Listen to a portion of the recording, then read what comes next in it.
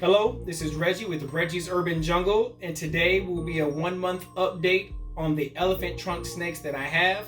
I have 5 elephant trunk snakes. I acquired them from Chris Newton at NPS Enterprises. I'll put his information in the description below. But today I will be showing you a series of random clips that I caught of them being active throughout the day. Because they are a nocturnal species, it's kind of difficult to get good footage of them moving and wandering throughout the enclosure. But I did happen to grab a couple clips from my cell phone of them moving, tasting the water for fish. They are eating properly, they are shedding properly, and they are pooping properly as well. So this 1 month was a quarantine period to make sure everything was okay with them, seeing as a majority of the elephant trunk snakes that are in the hobby are wild caught. I just happened to be lucky enough to come across some that were captive born, so they didn't have any fungus or parasites as far as I know. But the quarantine processes went well. I haven't seen any issues or them develop any issues, so everything's going according to plan right now. So I'm glad, because this is a more advanced species to keep, seeing as they are a fully aquatic snake. You have to have the water conditions and parameters right for them, but everything is going well so far.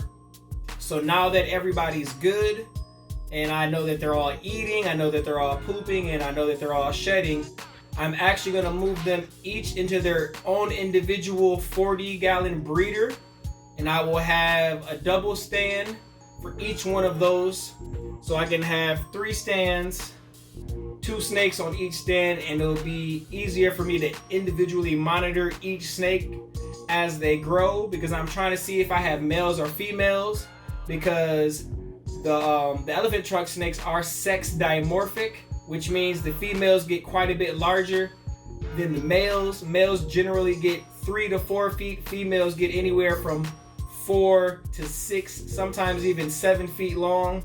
But that's something I won't know for 2 to 3 years. But having them in their own separate enclosures will be good for me to monitor them that way and see the growth rate, see if I need to change parameters from one to another. But everything's going good. I'm excited to finally have this species. I kept these snakes, or attempted to keep them, throughout the last 7 years, but they were always wild caught, and they would come in with issues through travel. They would have fungus over the eyes, the nostrils, and parasites, so they didn't live long. So I'm really excited about the animals that I have right now. So without further ado, I'm going to show you these clips that I caught of them throughout the month of April. Show you those, and then I'm going to show you a picture of the 40-gallon breeder rack system that I'm going to attempt to put together, and then go from there. Oh, also one more thing, just a reminder, I am doing a 750 YouTube subscriber giveaway.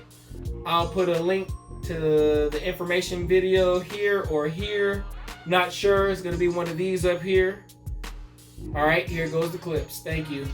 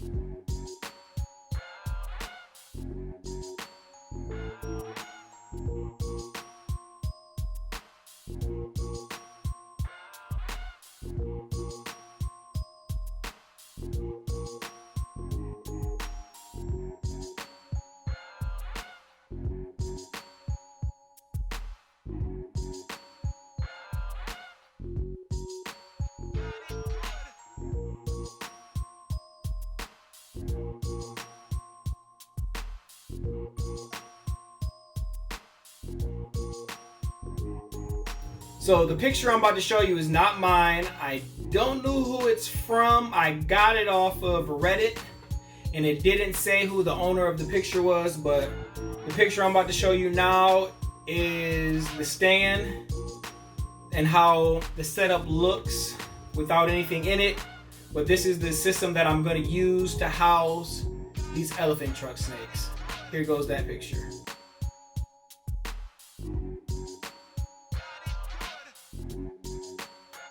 Thank you for watching the update on the elephant trunk snakes. I'm going to attempt to do one every month to show the progress of these animals as they grow, in the process of me learning how to fully and properly take care of them, because it is a learning process, because there's not a lot known about these animals.